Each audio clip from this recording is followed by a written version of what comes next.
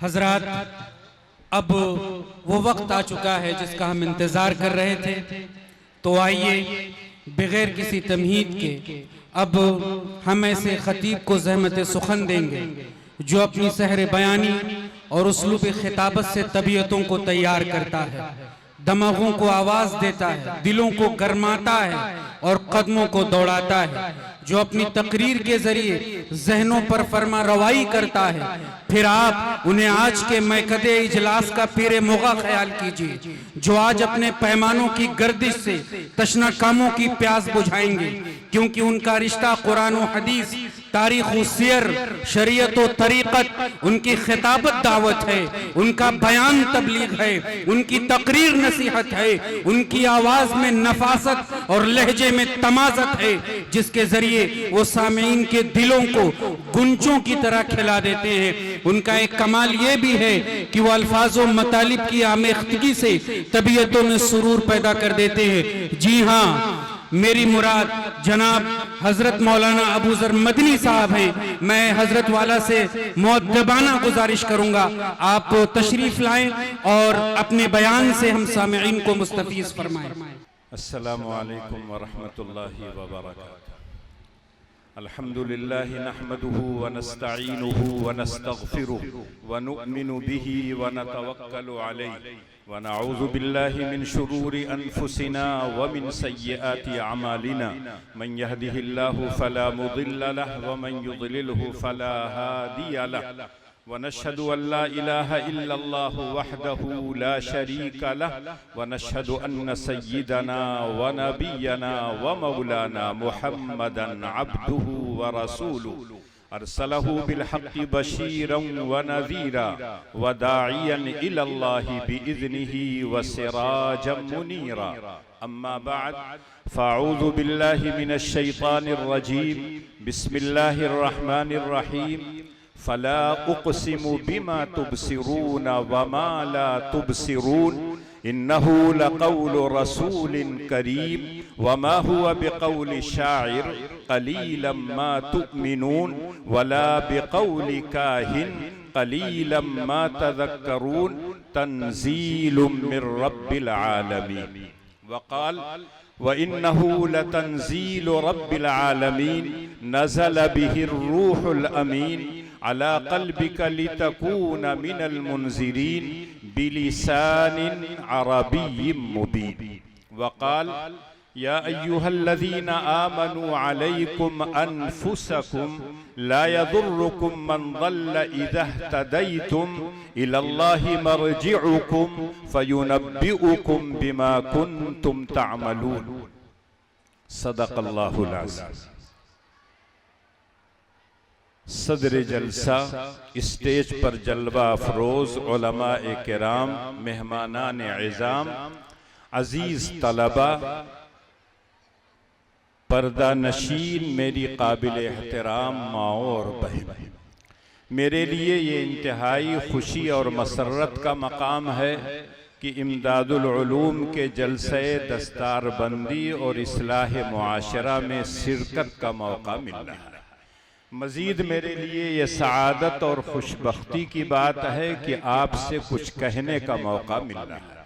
ہم ہوں یا آپ ہوں، بہت بولتے ہیں، بہت سنتے ہیں، لیکن جب دونوں کو عملی ترازو میں تولا جاتا ہے تو کہنے والا بھی کم اترتا ہے اور سننے والے بھی کم اترتے ہیں۔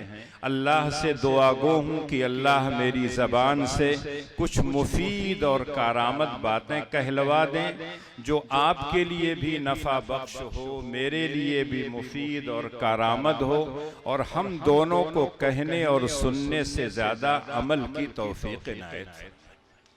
اپنی بات کہنے سے پہلے ذمہ داران مدرسہ سے ایک بات میں کہنا چاہتا ہوں، اس لیے کہ جب کوئی بات کرتا ہے ٹیلی فون سے تو کوئی صاحب رہتے ہیں، اسٹیج پر کسی اور کے ہاتھ میں مائک رہتا ہے، جو بات کرتا ہے وہ کچھ اور کرتا ہے اور اسٹیج پہ آنے کے بعد کچھ اور ہو جاتا ہے۔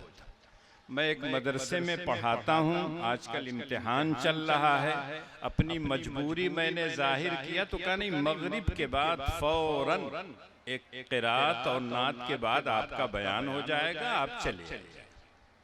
لیکن یہاں آنے کے بعد اب ہو رہا ہے مغرب بعد، ٹائم دیکھ لیجئے آپ 8:30 ہو رہا ہے۔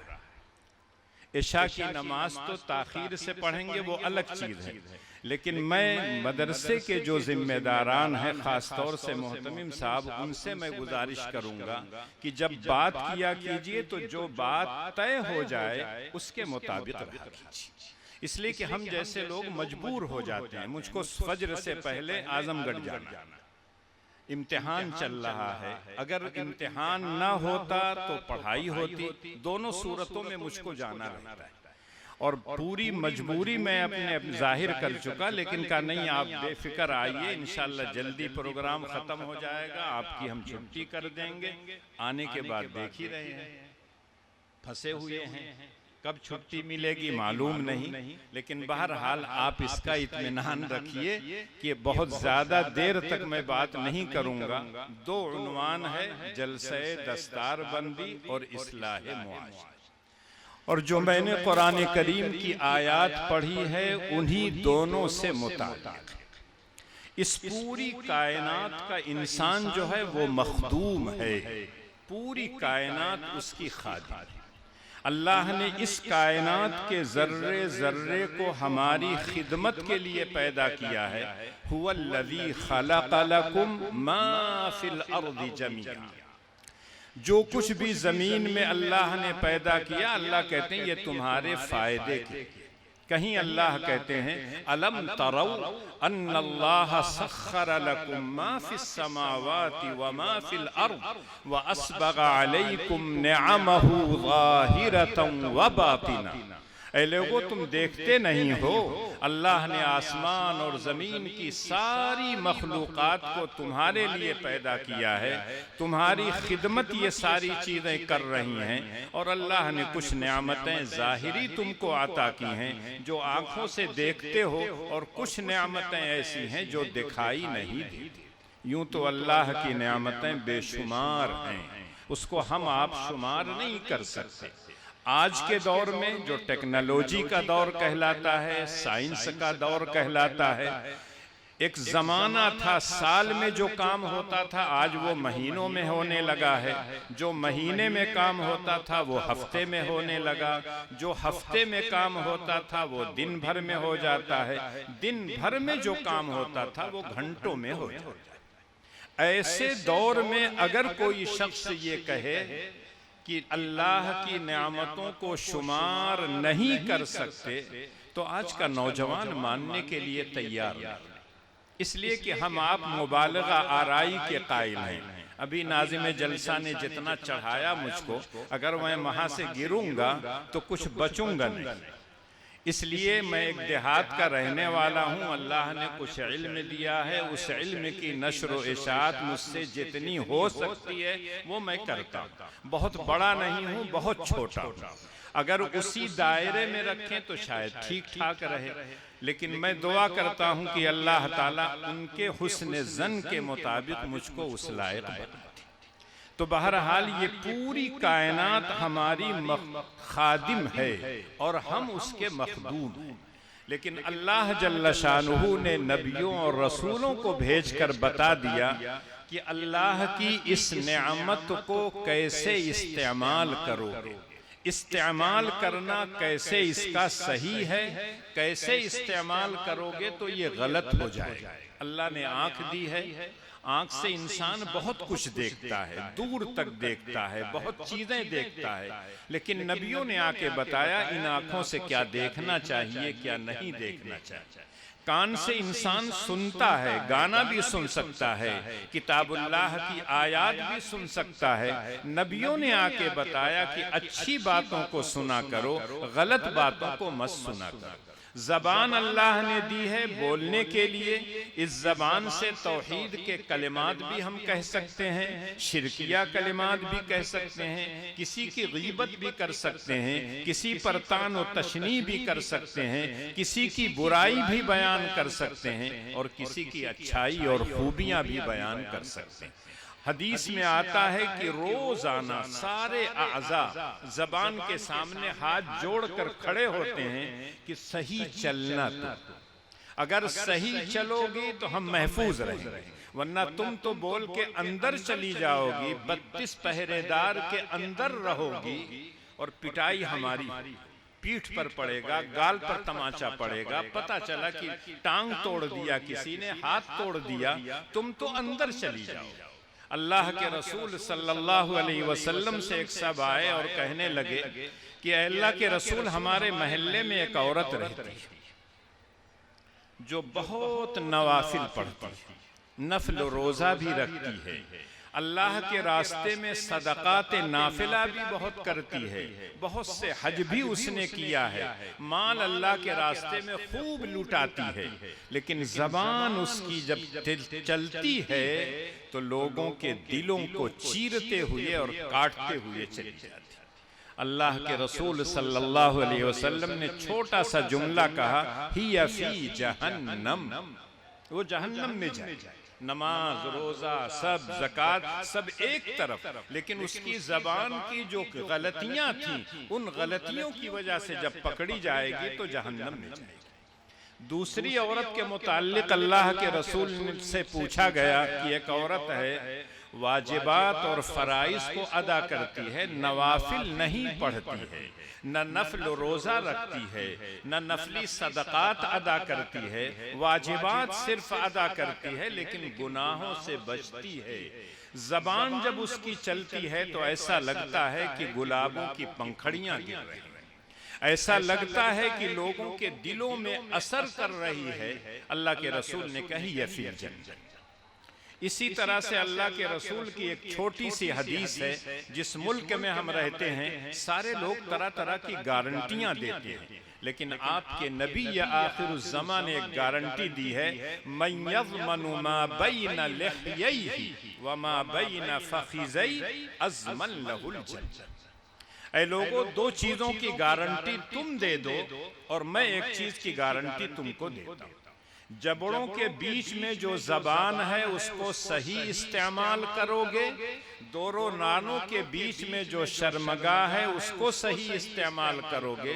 اللہ کے رسول کہتے ہیں جو مجھ کو گارنٹی دے دے کہ صحیح استعمال کروں گا، مجھ سے جنت کا ٹکٹ لے لے، جنت کی گارنٹی۔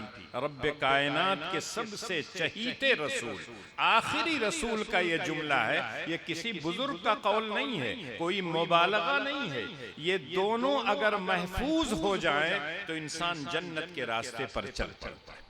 یقینی طور پر اللہ جل شانہ نے نہ جانے کیسی کیسی نعمتوں کا ذکر کیا ہے، لیکن ان تمام نعمتوں کا ذکر تھوڑی دیر میں ہو نہیں سکتا۔ آپ کے جلسے کا جو عنوان ہے اس میں دو نعمت ہم کو اور آپ کو ملی ہے، ایک اللہ کے آخری رسول اور اللہ کے آخری رسول کے ذریعے ہم کو قرآن کی شکل میں دستور حیات بلکہ آب حیات کہیے ہم کو اور آپ کو ملا۔ جہاں جہاں قرآن نے اپنا تعارف کرایا ہے وہاں اللہ جل شانہ نے نبی کی ذمہ داریوں کو بھی ذکر کیا۔ سورہ بقرہ میں 2 آیت ہے، ایک تو حضرت ابراہیم خلیل اللہ کی دعا ہے، جب بیت اللہ کی انہوں نے تعمیر کی تو اللہ سے انہوں نے دعا کی، ربنا تقبل منا انکا انت السمیع العلیم، اے میرے پروردگار، اے میرے پالنہار، اے میرے مالک، ہمارے اور ہمارے بیٹے کا جو کام تھا ہم دونوں نے کر دیا، تیرے گھر کو بنا دیا، اب قبول کرنا یہ آپ کا کام ہے، قبول کر لیا تو ہماری بن جائے گی، اور آپ نے اگر رد کر دیا تو ہم احتجاج نہیں کر سکتے، ہم دھرنا نہیں دے سکتے، ہم تو صرف زبان سے کہہ سکتے ہیں ربنا تقبل منا انکا انت السمیع العلیم۔ دوسری دعا تھی کہ اے میرے پروردگار، ہم دونوں باپ بیٹوں کو اپنا مطیع و فرما بردار بنا دے، اور ہمارے خاندان میں جو جماعت تیار ہو وہ آپ کی مطیع و فرما بردار ہو۔ اور اسی میں ایک ایسا نبی آپ بھیج دیجئے جس کی ذمہ داریاں کیا ہیں؟ یتلو علیہم آیاتک ویعلمہم الکتاب والحکمہ ویزکیہم انک انت العزیز الحکیم۔ اسی مضمون کو اللہ نے پھر سورہ بقرہ میں ذکر کیا، جہاں احسان کے طور پر کہا کہ اے ابراہیم خلیل اللہ، میں نے آپ کی دعا کو قبول کر لیا۔ پھر اللہ نے مومنین سے کہا لقد من اللہ علی المؤمنین اذ بعث فیہم رسولا من انفسہم یتلو علیہم آیاتہ ویزکیہم ویعلمہم الکتاب والحکمہ وان کانوا من قبل لفی ضلال مبین۔ یہی آیت تھوڑا سا الفاظ کی تبدیلی کے ساتھ سورہ جمعہ میں اللہ نے ذکر کیا، وہاں بھی یہی یتلو علیہم آیاتی ویزکیہم ویعلمہم الکتاب والحکمہ۔ پتہ چلا کہ ان آیتوں میں اللہ جل شانہ نے نبی اکرم صلی اللہ علیہ وسلم کی بعثت کے مقاصد، تلاوت آیات، تعلیم کتاب و حکمت، تزکیہ نفس، دوسری آیت کو ملا لیے تو اللہ وہاں کہتے ہیں یا ایہا الرسول بلغ ما انزل الیک من ربک، آپ کی طرف جو قرآن اتارا گیا ہے آپ اپنے پاس مت رکھیے، اس کو آنے والی نسلوں تک پہنچائیے۔ نبی اکرم صلی اللہ علیہ وسلم پر اللہ نے جو کتاب اتاری ہے وہ کسی شاعر کا کلام نہیں ہے، کسی کاہن کا کلام نہیں ہے۔ اللہ کہتے ہیں وَمَا هُوَ بِقَوْلِ شَاعِرٍ، قسم کھا کے اللہ کہتے ہیں یہ شاعر کا کلام نہیں ہے، تم لوگ ایمان کم لے آتے ہو، یہ کسی کاہن کا کلام نہیں ہے، بلکہ ہے کیا؟ تنزیل من رب العالمین، یہ رب العالمین کی طرف سے اتارا ہوا کلام ہے۔ کیا اللہ جل شانہ نے کسی پہاڑ پر اتار دیا، آسمان اور زمین پر اتار دیا؟ نہیں، اللہ کہتے ہیں اس قرآن کو میں نے جبریل امین کے ذریعے رحمت للعالمین کے قلب اطہر پر اتارا۔ قرآن کریم کا نزول 2 مرتبہ ہوا ہے، ایک مرتبہ لوح محفوظ سے سماء دنیا پہ آیا ہے پورا کا پورا قرآن۔ اِنَّا أَنزَلْنَاهُ فِي لَيْلَةِ الْقَدْرِ وَمَا أَدْرَاكَ مَا لَيْلَةُ الْقَدْرِ لَيْلَةُ الْقَدْرِ خَيْرٌ مِّنْ أَلْفِ شَهْرٍ تَنَزَّلُ الْمَلَائِكَةُ وَالرُّوحُ فِيهَا بِإِذْنِ رَبِّهِمْ مِنْ كُلِّ أَمْرٍ سَلَامٌ هِيَ حَتَّى مَطْلَعِ الْفَجْرِ۔ سورہ بقرہ کی ایک اور آیت ہے شہر رمضان الذی انزل فیہ القرآن ھدی للناس۔ دونوں آیتوں کو ملا لیجئے تو پتہ یہ چلتا ہے رمضان کے آخری عشرے کی طاق رات میں شب قدر میں قرآن کا نزول یک بارگی ہوا ہے لوح محفوظ سے سماء دنیا، اور پھر سماء دنیا سے نبی اکرم صلی اللہ علیہ وسلم کے قلب اطہر پر تقریباً 23 سال میں اترا۔ وَقُرْآنًا فَرَقْنَاهُ لِتَقْرَأَهُ عَلَى النَّاسِ عَلَى مُكْثٍ وَنَزَّلْنَاهُ تَنزِيلًا۔ قرآن کو میں نے تھوڑا تھوڑا کر کے اتارا ہے تاکہ اے نبی آپ ٹھہر ٹھہر کر رک رک کر آرام سے سکون سے پڑھیے، اور اس کو جستا جستا تھوڑا تھوڑا کر کے ہم نے اتارا۔ انزال کے معنی یک بارگی اتارنا، تنزیل کا مطلب ہے تھوڑا تھوڑا اتارنا، اور یہ 23 سال میں پورا کا پورا قرآن اترا۔ رب العالمین کی طرف سے آیا ہے، جبریل امین لانے والے ہیں، رحمت للعالمین کے قلب اطہر پر اترا ہے۔ بیچ میں کہیں ایسا خلا نہیں ہے جس میں قرآن کے اندر رد و بدل ہوا ہو، حذف و اضافہ ہوا ہو، کسی چیز کو مٹا دیا گیا ہو، کسی چیز کو بڑھا دیا گیا ہو، اس کا امکان ہی نہیں ہے۔ رب العالمین کی طرف سے آیا، جبریل امین لے آئے ہیں۔ جبریل کون ہیں؟ انہو لقول رسول کریم ذی قوت عند ذی العرش مکین مطاع ثم امین۔ جانتے ہو یہ اللہ کی طرف سے ایک قاصد اور پیغمبر ہیں۔ اللہ اپنی احکامات کو جبریل امین کے ذریعے سے نبیوں کے پاس بھیجتے ہیں، اور وہ کیسے ہیں؟ طاقتور ہیں، مطاع ہیں، امین ہیں، بیچ میں کوئی چیز غلط نہیں کر سکتے، اس میں کسی طرح کی خیانت نہیں ہو سکتی ہے۔ پوری امانت داری کے ساتھ من وعن قرآن کو اللہ کے رسول کے پاس پہنچایا۔ اللہ نے جبریل کو پڑھایا، جبریل نے اللہ کے رسول کو پڑھایا، اللہ کے رسول نے صحابہ کو پڑھایا، صحابہ نے تابعین کو پڑھایا، تابعین تابعین کو، اور یہ سلسلہ صبح قیامت اسی طرح سے چلتا رہے۔ انڈونیشیا میں پڑھا جائے، ملیشیا میں پڑھا جائے، کسی یورپی ملک میں پڑھا جائے، ہندوستان کے دیہاتوں میں پڑھا جائے، افریقہ کے کسی دیہات میں پڑھا جائے، قرآن پڑھنے کا انداز ایک ہوگا۔ اس کے اصول ہیں، اس کے ضوابط ہیں، باقاعدہ ایک فن ہے، فن تجوید، اس کے اعتبار سے قرآن کو پڑھا جائے گا۔ ہر حرف کا مخرج کیا ہے، اس کی صفات کیا ہیں، اظہار کہاں ہوگا، ادغام کہاں ہوگا، اقلاب کہاں ہوگا، اخفا کہاں ہوگا، کتنا کھینچا جائے گا، کتنا الف اس کو کھینچیں گے، مد کتنا ہوگا، یہ تمام اصول اور ضوابط ہیں۔ اس لیے دنیا کے کسی بھی کونے میں قرآن پڑھا جائے گا، پڑھنے کا انداز ایک ہوگا، چاہے وہ امداد العلوم میں پڑھا جائے، مظہر العلوم میں پڑھا جائے، کسی مکتب میں پڑھا جائے، کسی مدرسے میں پڑھا جائے، کسی مسجد میں پڑھا جائے، سب کے پڑھنے کا انداز ایک۔ آج کل آپ سنتے ہوں گے نعت جب پڑھتے ہیں، نعت خواں لوگ کھینچتے ہیں، پتہ ہی نہیں چلتا کتنا مد۔ بعض لوگ قرآن کو بھی اسی طرح سے پڑھنا چاہتے ہیں، لیکن قرآن جب پڑھیں گے تو ٹوک دیا جائے گا، اس طرح سے آپ اس کو نہیں پڑھ سکتے، اس کے اصول اور ضوابط کے مطابق پڑھنا ہے۔ وَرَتِّلِ الْقُرْآنَ تَرْتِيلًا، اور اللہ کے رسول نے صحابہ کو پڑھ کر سنایا۔ تلاوت آیات اللہ کے رسول کے بعثت کا ایک اہم مقصد ہے۔ جبکہ آپ قرآن کو کسی کو سکھائیں تب بھی تلاوت کریں گے، تزکیہ نفس اگر کرتے ہیں قرآن کی آیات کی روشنی میں تب بھی آپ تلاوت کریں گے، قرآن کے معانی کو بیان کریں گے تب بھی تلاوت کریں گے، درس قرآن دیں گے تب بھی آپ تلاوت کریں گے، قرآن کا ترجمہ پڑھائیں گے، تفسیر پڑھائیں گے تب بھی آپ تلاوت کریں گے۔ تو تلاوت تو سب جگہ ہے، لیکن اللہ نے یتلو علیہم آیاتی سب جگہ ذکر کیا کہ تلاوت نبی کی بعثت کا ایک اہم مقصد ہے۔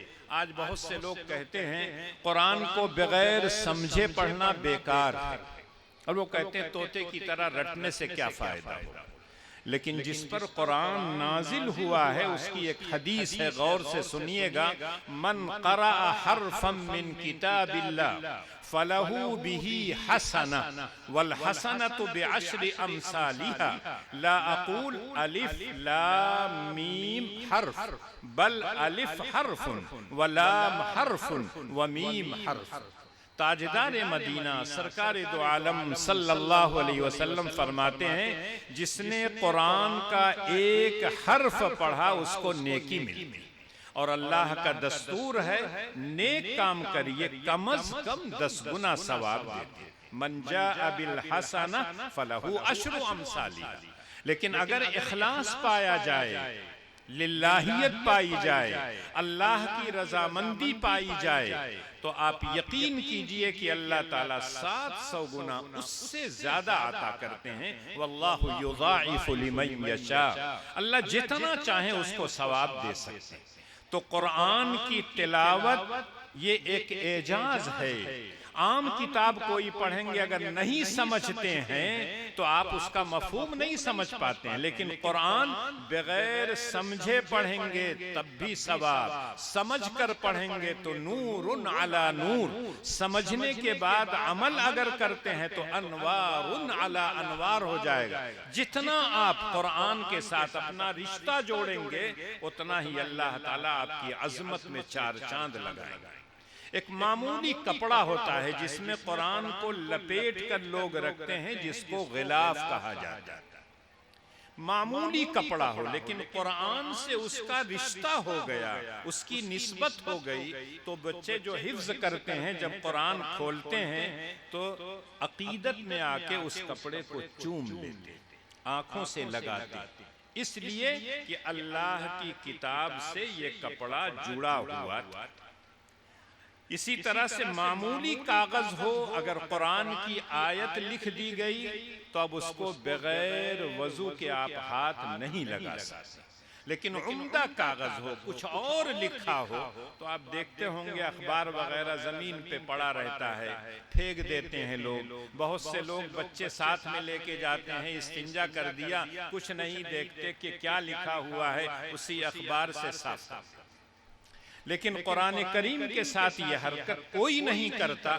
ادنا اگر ایمان اس کے دل میں ہے، قرآن کی عظمت اس کے دل میں ہوتی ہے، اس لیے کہ رب العالمین کا یہ کلام ہے، کسی انسان کا کلام نہیں ہے، کسی شاعر کا نہیں ہے، کسی کاہن کا نہیں ہے، یہ رب العالمین کی طرف سے اتارا ہوا کلام ہے۔ اسی طرح سے جو دفتی قرآن میں لگی رہتی ہے، اگر قرآن میں نہ لگے تو جہاں چاہیں آپ پھینک دیتے ہیں، پیر سے رونتے ہوئے آپ چلے جاتے ہیں، لیکن جب قرآن سے وہ جڑ جاتی ہے تو بغیر وضو کے اس دفتی کو بھی آپ ہاتھ نہیں لگاتے۔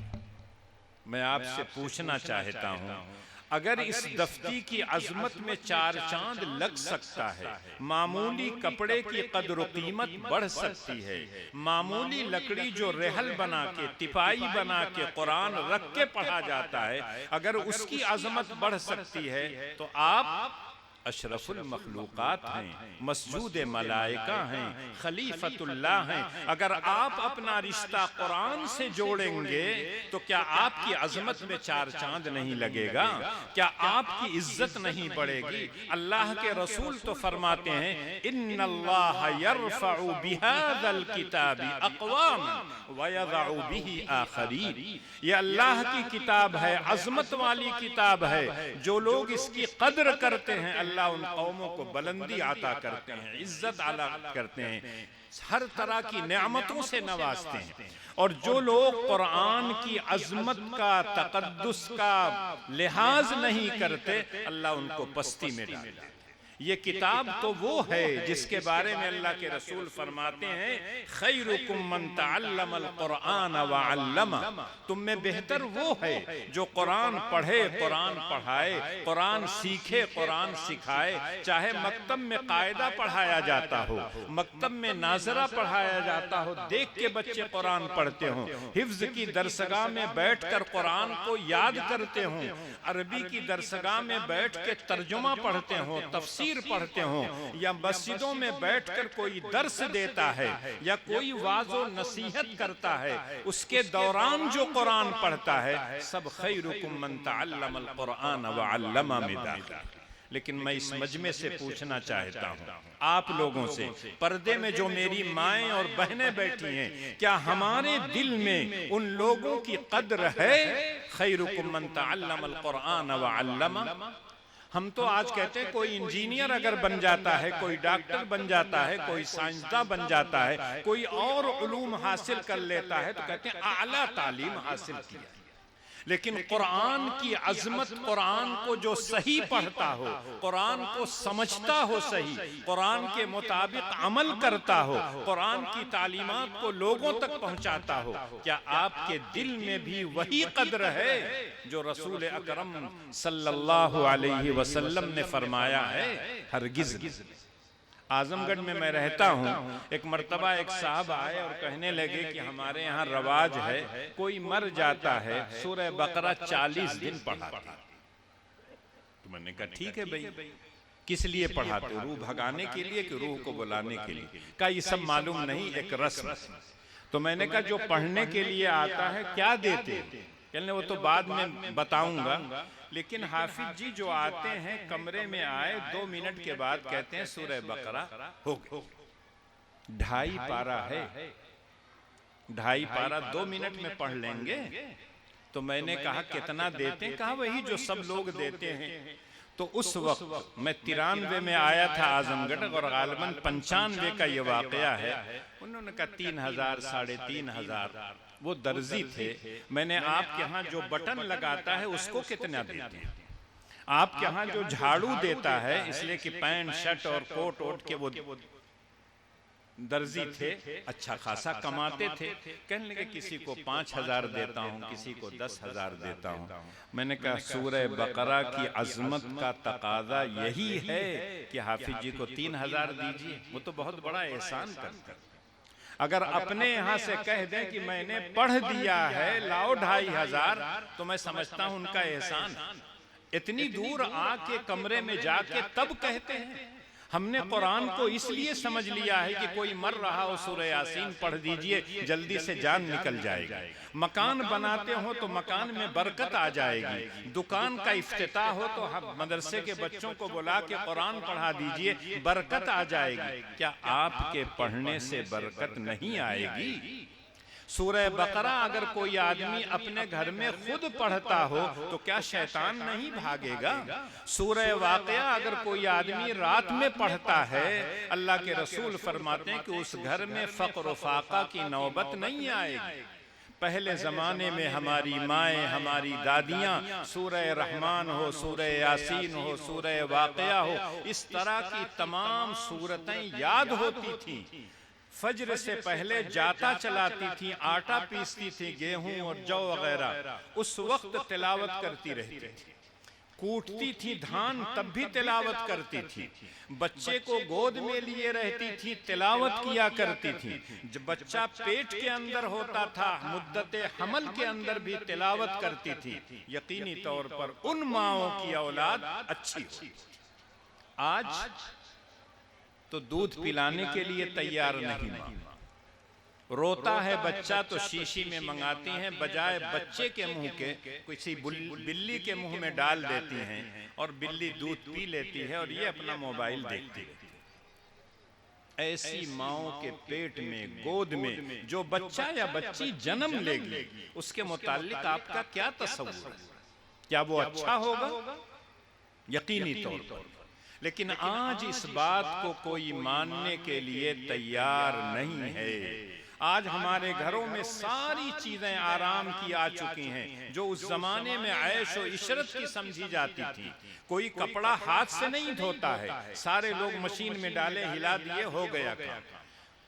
کوکر میں ڈالا، دبا دیا، سیٹی مارا، کھانا تیار ہو گیا. ایسے کان اینٹھا، چولہا جل گیا. اس زمانے میں کیا ہے، لکڑی جلانے میں عورتوں کے آنسو نکل جاتے تھے. برسات کے دنوں میں دیہات کے زمانے میں جہاں ہوتا تھا، آگ جلانا بڑا مشکل ہوتا تھا. اور اسی بہانے بہت سے تعلقات ایسے رہتے تھے جو آج سوچ نہیں سکتا ہے آدمی. کسی کے گھر میں آگ جلتی تھی پہلے، پتا چلا یہ لوگ فجر کے وقت اٹھ جاتے ہیں، چولہا جلتا ہے، چائے بنتی ہے، تو ایک تو گوئٹھا ان کے گھر بھیج دیتے تھے، اپنے چولہا میں ڈال دا، جب پکڑ لئی تو ہم لے لیں. اس بہانے اس گھر سے تعلق ہوتا. آج اگر کسی کے گھر آپ جائیں، ماچس کی تیلی دے دیجئے، ماچس دے دیجئے، تو وہ کہے گا بس ماچس مانگنے لگے. خرید نہیں سکتے ہو.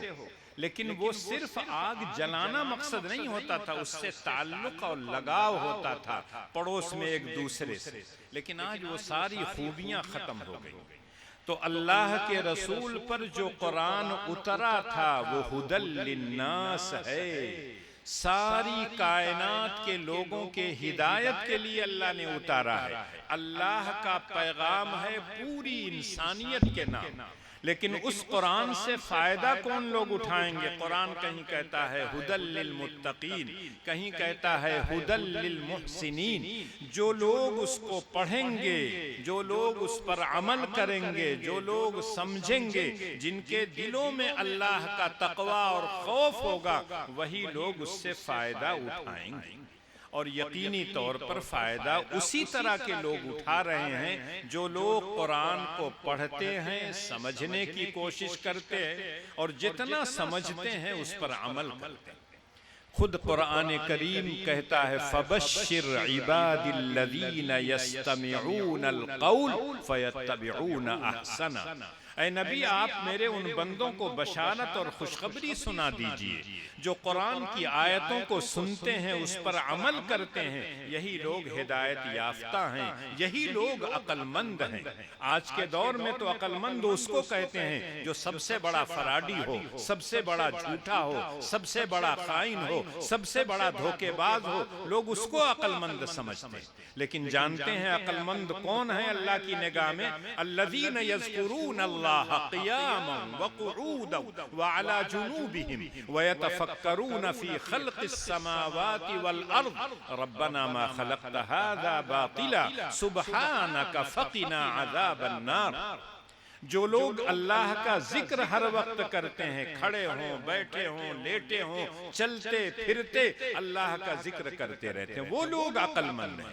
اللہ کی مخلوقات میں جو غور و فکر کرتے ہیں، اگر کائنات کا ایک ذرہ بھی بیکار نہیں ہے تو ہم تو اشرف المخلوقات ہیں، ہم بیکار نہیں پیدا کیے گئے۔ افحسبتم انما خلقناکم عبثا وانکم الینا لا ترجعون، کیا تم لوگوں نے یہ سمجھ لیا کہ اللہ نے بیکار پیدا کیا ہے؟ نہیں، اللہ کے پاس جانا ہے، ایک ایک چیز کا حساب دینا ہے۔ لَتُسْأَلُنَّ يَوْمَئِذٍ عَنِ النَّعِيمِ۔ قرآن اللہ کی بہت بڑی نعمت ہے۔ میں اگر کہوں تو مبالغہ سمجھیں گے، لیکن رب کائنات خود رحمت للعالمین سے کہتے ہیں ہم نے آپ کو 7 آیتوں والی ایک سورت عطا کی ہے، سورہ فاتحہ، جو بار بار آپ پڑھتے ہیں، نماز کے اندر، نماز کے باہر، اور پورا قرآن میں نے دیا ہے۔ اس قرآن کے ہوتے ہوئے دنیاوی کسی نعمت کی طرف آپ نگاہ اٹھا کے مت دیکھیں۔ رب العالمین کہہ رہے ہیں، رحمت للعالمین سے کہہ رہے ہیں۔ اگر بچے حفظ جو ختم کیے ہیں بیٹھے ہوئے ہیں، میں ان سے کہنا چاہتا ہوں کہ آپ کو جو دولت ملی ہے آپ احساس کمتری میں مت مبتلا۔ آپ کو اتنی عظیم نعمت ملی ہے، اس نعمت کے ہوتے ہوئے کسی سیٹھ کے جیب پر آپ کی نظر نہیں جانی چاہیے، کسی سیٹھ کے محل اور کوٹھی پہ نظر نہیں جانی چاہیے، کسی مالدار کی گاڑی پر نظر نہیں جانا چاہیے، کسی لیڈر کے شان و شوکت کے ساتھ نکلنے پر آپ کی نگاہ نہیں جانی چاہیے۔ آپ کے پاس جو دولت ہے وہ ان لوگوں کے پاس نہیں ہے جو قرآن کے حافظ نہیں ہیں، قرآن پڑھنا نہیں جانتے ہیں۔ بچپن میں جب میں حافظ ہوا تھا، اس وقت نابالغ تھا، تو بہت سے لوگ کہتے تھے بیٹا مجھ کو یاد رکھنا۔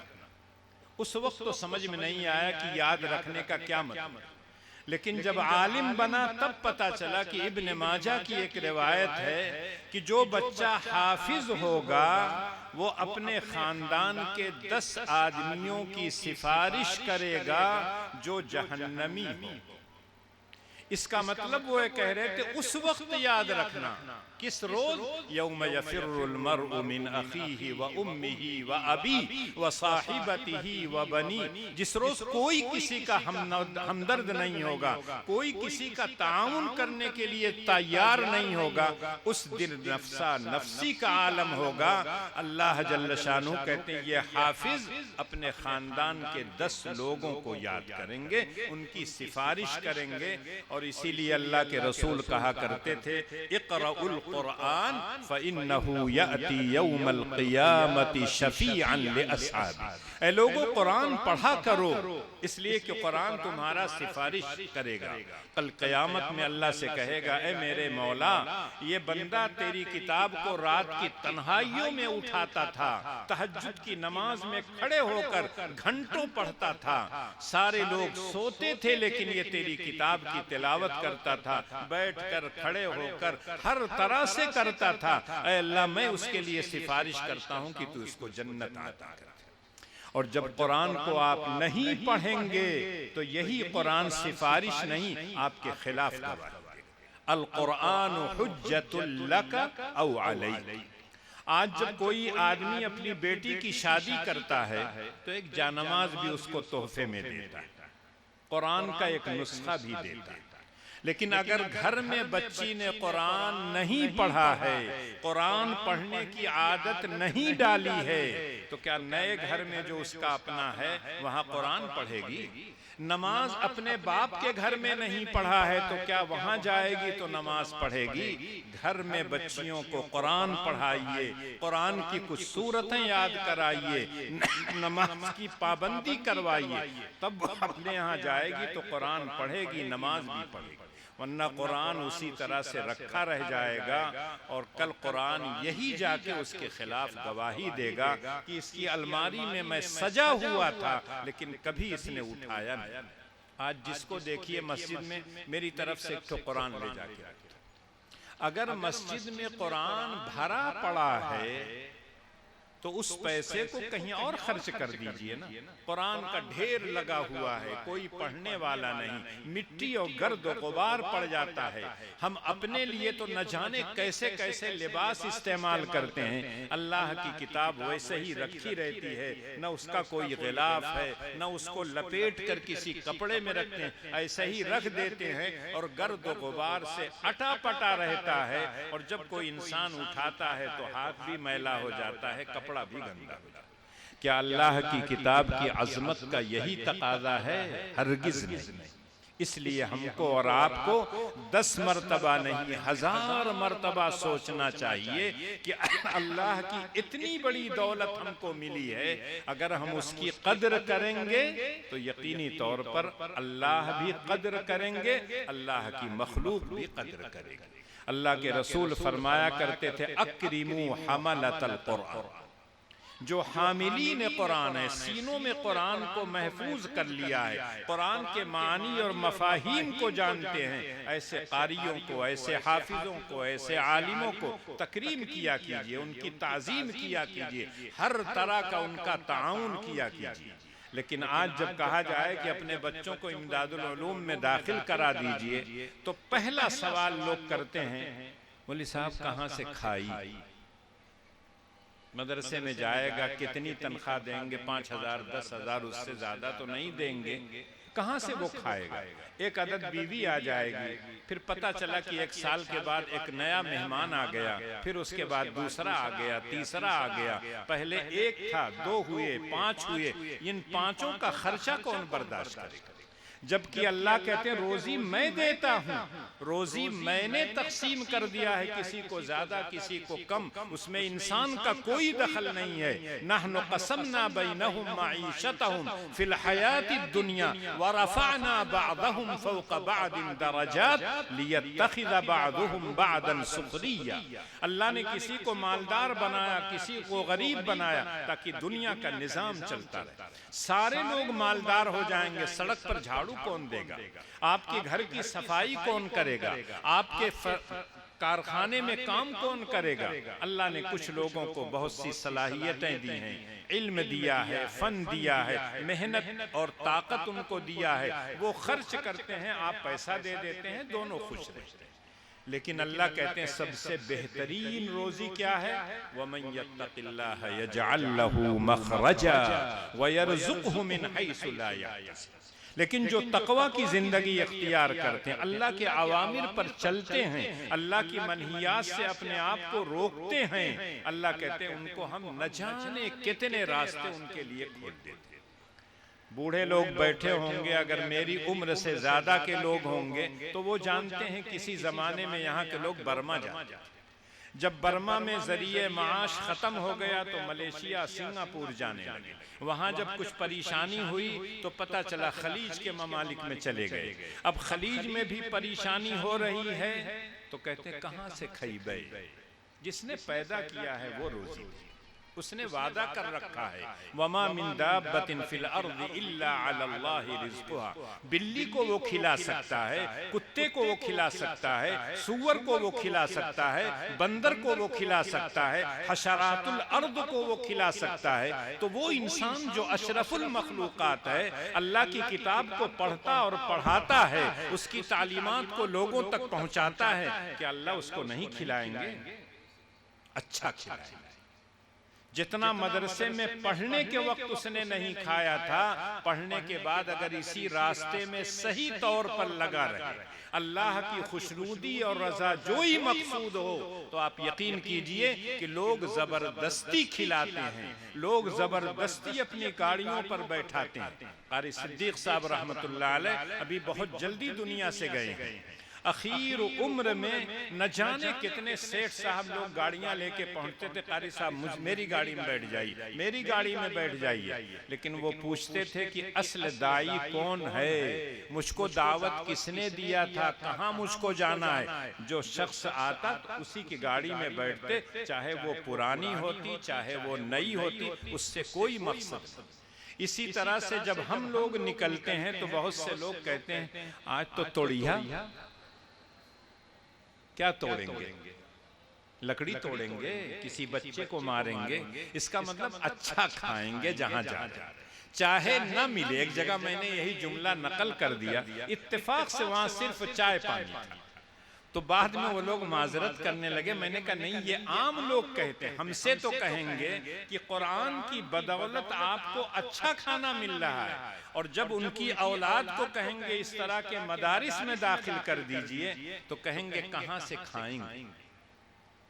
اللہ اس طرح کے مدارس کے لوگوں کو اتنا کھلاتے ہیں، اتنا اچھا کھلاتے ہیں کہ آپ سوچ نہیں سکتے۔ ایک جگہ میں نے کہہ دیا یہی بات کہ جو لوگ ملیشیا اس وقت کماتے تھے، جب میں بچپن میں چھوٹا تھا، ایک تو چڈا پہن لیتے تھے یا لنگی ایک پہنتے تھے، ایک بنیان پہنتے تھے، اور بڑکا ریڈیو لے آتے تھے، اپنے دروازے لگا کے خبر اوبر سنتے رہتے تھے، لیکن ان کے بدن پر کرتا پیجامہ اچھے قسم کا لباس کبھی نہیں دیکھتے۔ تو میں نے کہا ملیشیا میں ساری عمر کمایا، ایک لنگی اور چڈے میں چلے گئے اور ایک بنیان میں، لیکن ایک مولوی ایک مدرسے میں پڑھتا ہے، جلی ہوئی دال کھاتا ہے، روٹی کھاتا ہے، اور اس کے بعد جب اللہ اس کو علم کی دولت سے نوازتے ہیں تو اتنا کھلاتے ہیں کہ آپ لوگ خود کہتے ہیں کہ مولوی صاحب ہردم موچیا پہ تاؤ دیے رہا تھا، پتہ چلا کہ گاڑی سے ہر وقت جا رہے ہیں، کہاں سے تیل آتا ہے، کہاں سے پیٹرول آتا ہے۔ ارے جس کے راستے میں آپ لگے ہیں وہ دے رہا ہے، تو آپ کو کون سی پریشانی؟ حضرت سلیمان نے تو اللہ سے کہا تھا رب ہب لی ملکا لا ينبغی لأحد من بعدی انک انت الوہاب، اے اللہ مجھے ایسی سلطنت عطا کر دے جیسی سلطنت کسی اور کو آپ نہ دیجیے۔ اور ایک جملہ کہا تھا انک انت الوہاب، آپ بہت بڑے داتا ہیں، بہت دینے والے ہیں۔ اگر سلیمان کو اتنی بڑی سلطنت دے دیتے ہیں تو آپ کی عزت، آپ کی کبریائی میں کوئی کمی نہیں آئے گی۔ اللہ نے دیا، جنات ان کے تابع کر دیا، ہوائیں ان کے تابع ہو گئیں، غدوها شہر ورواحها شہر، تخت پر بیٹھتے، ہوا کو حکم دیتے، اڑا کے لے کے چلی جاتی۔ صبح کا جو سہانا وقت ہوتا ہے، شام کا جو عصر سے مغرب کا وقت ہوتا ہے، اتنی دیر میں ایک مہینے کی مسافت طے کرے گا۔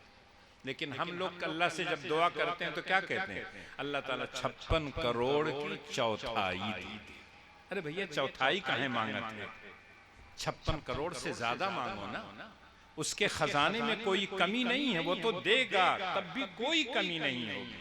سمجھانے کے لیے اللہ کے رسول نے کہا ایک سوئی کو سمندر میں ڈبا کے نکالیے، سوئی میں جتنا پانی لگا رہتا ہے اللہ ساری مخلوق کی ساری چیزیں دے دیں گے، تب بھی اللہ کے عظمت، اس کی کبریائی، اس کے خزانے میں اتنی بھی کمی نہیں۔ یہ صرف سمجھانے کے لیے کہا ہے، ورنہ اللہ کے ہاں کوئی کمی نہیں۔ تو یقینی طور پر جن بچوں نے حفظ کیا ہے، بڑی دولت حاصل کی ہے، میں ان کو یہ نصیحت کرنا چاہتا ہوں کہ حفظ جو ہے یہ جیون روگ ہے۔ جب تک آپ پڑھتے رہیں گے آپ کے سینے میں محفوظ رہے گا، جب آپ لاپرواہی کریں گے، غفلت برتیں گے، تلاوت نہیں کریں گے تو قرآن اسی طرح سے آسانی کے ساتھ سینے سے نکل جائے گا جیسے آپ کے سینے میں محفوظ ہوا۔ اللہ کے رسول نے کہا اونٹ دیکھا ہے، رسی سے باندھ دیجئے کھونٹے پر رہے گا، رسی کھول دیجئے معلوم نہیں کہاں جائے گا۔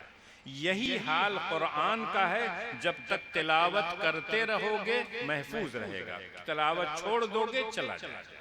بہت سے لوگ جو حافظ تھے وہ اپنا تجربہ بتاتے ہیں، 1 سال تراویح چھوڑ دیا حاف، دوسرے سال تراویح پڑھانا چھوڑ دیا صاف۔ قرآن جو آپ نے حفظ کیا تھا 2 سال میں، 2.5 سال میں، کم میں، زیادہ میں، جب نہیں سنائیں گے تو اسی طرح سے قرآن آپ کے سینے سے نکل جائے گا۔ اس لیے اس دولت کی قدر کیجیے۔ جہاں تک اصلاح معاشرہ کی بات ہے، بڑے اختصار کے ساتھ میں آپ سے کہنا چاہتا ہوں، جتنے جلسے ہوتے ہیں یہ صرف اس لیے ہوتے ہیں کہ سماج میں سدھار آ جائے، سماج کی اصلاح ہو جائے۔ جتنے مدرسے اسکول چلتے ہیں سب کا مقصد یہ ہے کہ جس سوسائٹی میں ہم رہتے ہیں وہاں امن اور چین سے لوگ رہیں۔ جماعتیں، جمعیتیں باقاعدہ اصلاح معاشرہ کا ہفتہ مناتے ہیں، 15 روزہ مہینہ وار کرتے ہیں۔ جماعت تبلیغ کے لوگ گلی گلی کوچے کوچے جاتے ہیں، کس لیے؟ تاکہ معاشرے میں سدھار آ جائے۔ لیکن میں آپ سے پوچھنا چاہتا ہوں، سدھار ہے کہیں؟ جتنا یہ سب زیادہ ہوتا ہے اتنا ہی بگاڑ آ رہا ہے۔ اس لیے کہ اصل پریشانی یہ ہے، برا مت مانیے گا، ہر آدمی دوسرے کی اصلاح چاہتا ہے۔ پردہ نشین جو مائیں اور بہنیں بیٹھی ہیں، شوہر یہ کہیں گے بیگم اگر صحیح ہو جائیں، وزارت داخلہ اگر صحیح ہو جائے، پورا نظام گھر کا صحیح ہو جائے گا۔ عورتوں سے پوچھئے تو کہیں گے شوہر نامدار اگر سدھر جائیں تو پورا گھر سدھر جائے گا۔ اولاد کہتی ہے کہ ابا اگر سدھر جائیں، اماں سدھر جائیں تو پورے گھر کا نظام سدھر جائے گا۔ ماں باپ کہیں گے اولاد اگر سدھر جائے تو پورا معاشرہ سدھر جائے گا۔ اسٹیج پر اگر نظما بیٹھے ہوئے ہوں تو برا مت مانیں گے، ناظم صاحب کہیں گے اسٹاف اگر صحیح ہو تو مدرسے کا، اسکول کا نظام صحیح ہو جاتا ہے۔ اساتذہ سے پوچھئے تو وہ کہتے ہیں ناظم اگر صحیح ہو جائے تو پورے مدرسے کا نظام صحیح ہو جائے۔ برا مت مانیے گا، یہ حقیقت ہے جو سب کے ذہن میں رہتا ہے۔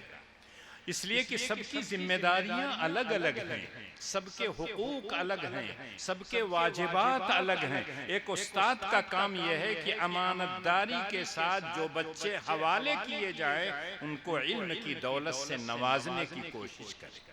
ایک ناظم کا کام ہے کہ پڑھنے پڑھانے کے لیے جو ماحول چاہیے اس ماحول کو وہاں پیدا کرے۔ جڑکے جو آتے ہیں ان کے ذہن میں یہ رہے کہ ہم آپ علم سیکھنے آئے ہیں، اس لیے علم سیکھنے میں پورا وقت لگائیں۔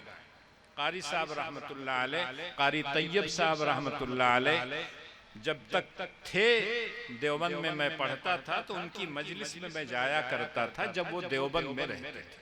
تو شہر کے معززین بھی آتے تھے، اساتذہ بھی کچھ آتے تھے، ہم جیسے طالب علم بھی جاتے تھے۔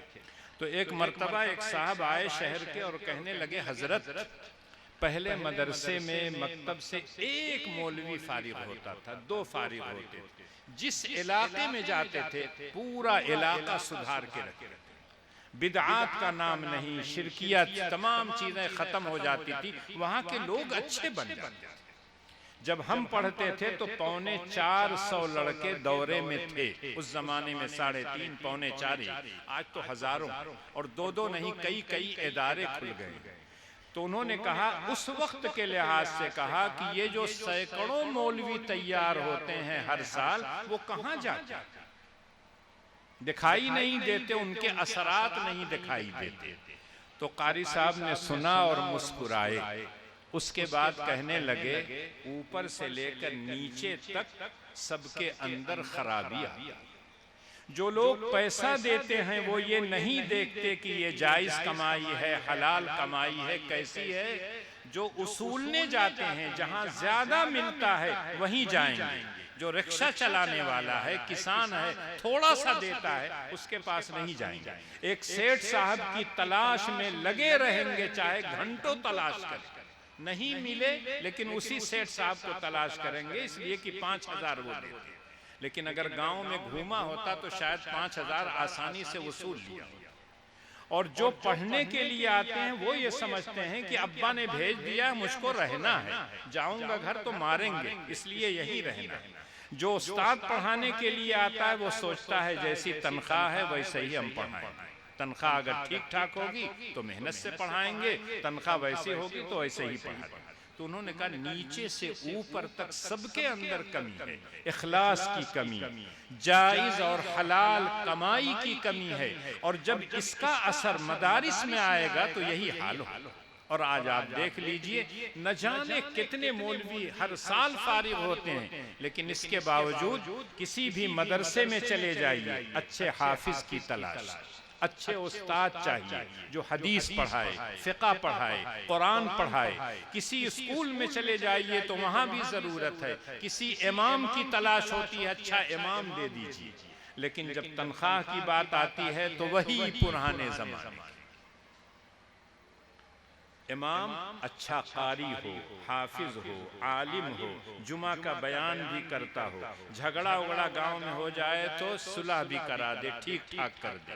اس کے بعد مسجد کی چٹائیاں بھی وہی بچھائے، پنکھا بھی وہی چلائے، لائٹ بھی وہی چلائے، اور اس کے بعد تنخواہ وہی جو دیتے۔ سیٹھ صاحب آ گئے، امام صاحب نے پنکھا نہیں چلایا، کیا بنتے ہیں آپ امام؟ پنکھا نہیں چلا سکتے ہیں؟ امام آپ نے رکھا ہے، امام کی اقتداء آپ کو کرنا ہے، امام سے آپ بات تو ڈھنگ سے کیجئے، لیکن امام کی قدر آپ کے دل میں نہیں ہے تو کیسے آپ اس کی قدر کریں؟ اس لیے ضرورت اس بات کی ہے کہ ہر آدمی پہلے اپنی اصلاح کرے۔ قرآن کریم کو آپ پڑھیے تو دو باتوں پر اللہ سب سے زیادہ زور دیتے ہیں، خود اپنی اصلاح کیجئے، اس کے بعد دوسروں کی اصلاح کی کوشش کیجئے۔ جو آیت میں نے پڑھی ہے شروع میں، یا ایھا الذین آمنوا علیکم انفسکم، بعض لوگوں نے اس آیت سے سمجھا کہ اپنی اصلاح کر لو، دوسرے لوگ بھاڑ میں جائیں۔ ہم کو اپنا سدھر جانا چاہیے، بقیہ لوگ کیا کر رہے ہیں ہم سے کوئی مطلب نہیں۔ جبکہ اس آیت کا مفہوم انہوں نے صحیح نہیں سمجھا۔ اللہ کہتے ہیں اپنی اصلاح پہلے کرو، لا یضرکم من ضل اذا اہتدیتم، جب تم صحیح راستے پر چلو گے، اگر کوئی تمہاری بات نہ مانے نہ سدھرے تو تم کو کوئی نقصان نہیں ہوگا۔ تمہارا کام تھا اللہ کے احکامات کو پہنچانا، پہنچا دیا، نہیں مان رہے ہیں، اللہ ان کو دیکھیں گے، تمہارے ذمے نہیں۔ اور یہی بات اللہ نے اپنے رسول سے کہا، وَمَا عَلَيْكَ إِلَّا الْبَلَاغُ۔ قرآن میں آپ پڑھیے، صرف اشارہ میں کر رہا ہوں، یا ایھا الذین آمنوا قوا انفسکم وأہلیکم نارا، اے ایمان والو اپنے آپ کو، اپنے گھر والوں کو، اپنے متعلقین کو اس آگ سے بچاؤ جو جہنم کی آگ ہے۔ انسان اور پتھر جس کے ایندھن ہے، اس آگ سے اپنے آپ کو بچاؤ، دنیا کی آگ نہیں ہے، کئی سو گنا وہ آگ تیز ہے۔ اس کے بعد اللہ کے رسول صلی اللہ علیہ وسلم کو حکم ملتا ہے، وَأَنذِرْ عَشِيرَتَكَ الْأَقْرَبِينَ، اے نبی اب آپ اپنے گھر سے نکل کر اپنے خاندان والوں کو اللہ کے عذاب سے ڈرائیے۔ اور جب اللہ کے رسول نے کوہ صفا پر بلا کر سب کو ڈرایا، لا اغنی عنک من اللہ شیئا، میں تمہارے کچھ کام نہیں آ سکتا جب تم رب کریم پر ایمان نہیں لاؤ گے۔ حضرت فاطمہ کو مخاطب کر کے کہا، اے محمد کی بیٹی فاطمہ، میں تمہارے کام نہیں آ سکتا ہوں، اگر تم اللہ پر ایمان نہیں لاؤ گی تو تم بچ نہیں سکتے۔ پھوپھی کا نام لے کے، چچا کا نام لے کے، سب کا نام لے کے کہا، لا اغنی عنک من اللہ شیئا۔ اس کے بعد اللہ کہتے ہیں اب خاندان تک محدود مت رہو، لتنذر ام القری ومن حولها، اب آپ مکے میں نکلیے، مکے والوں کو آپ ڈرائیے، طائف میں جائیے، وہاں اللہ کے عذاب سے لوگوں کو ڈرائیے۔ اور اللہ کے رسول نے باقاعدہ طائف کا سفر کیا۔ طائف کے واقعے کو پڑھیے تو بدن کے رونگٹے کھڑے ہو جاتے ہیں۔